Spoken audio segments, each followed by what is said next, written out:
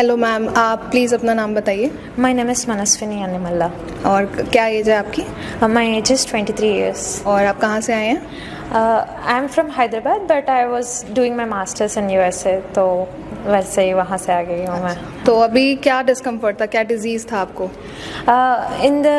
When I was 22, I was feeling a lump in my right breast, but I have never showed it anywhere. But when I came back to India, मतलब masters के बीच में जब आई थी break में, दिखाई थी doctors को, I did not have any discomfort. मतलब my breast used to look very normal and मतलब बस lump जैसा लगता था. तो when I went to my gynaec, ultrasound किया, पेट स्कैन किया, उनके बाद मुझे पता चला I am having this stage 2 cancer, मतलब अर्ली स्टेज है ऐसे बोल के. But at that time we did not know about this HIIMS, so हमने यहाँ पे नहीं आए थे, जल्दबाजी में हमने सर्जरी करवा लिया. फिर सर्जरी होने के बाद में पहले वो लोग बता रहे थे ऐसे कि कीमो का ज़रूरत नहीं पड़ेगा, हार्मोनल थेरेपी से ठीक हो जाऊंगी.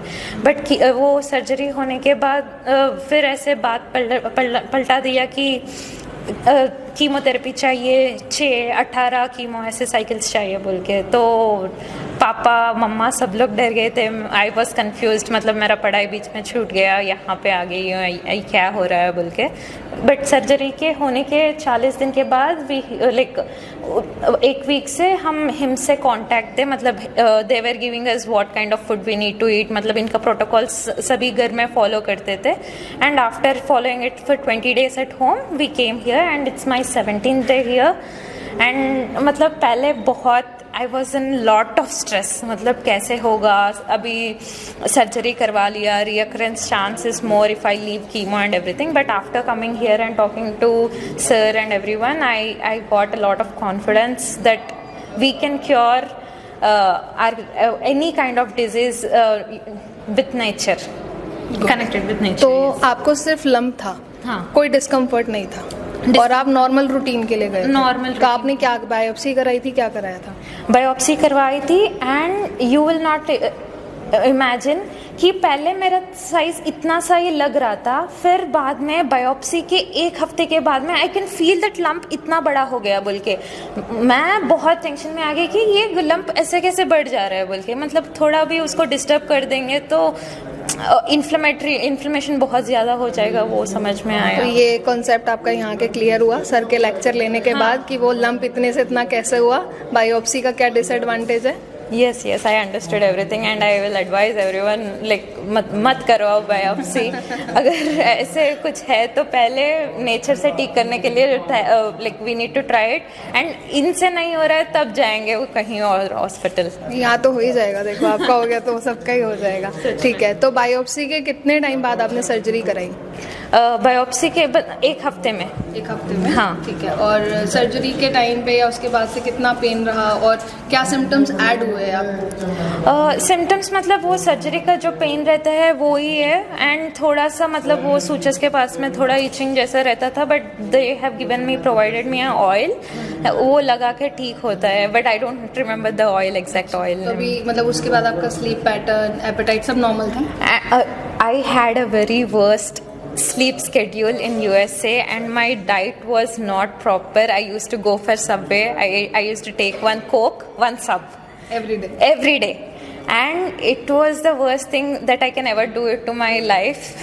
मतलब मेरे बॉडी से मैं जितना भी वो किया ना, from now on I know when to sleep, I know how to treat my body, I know how to worship my body now, I know what food I have to. How do you know that? Only because of sir's lectures.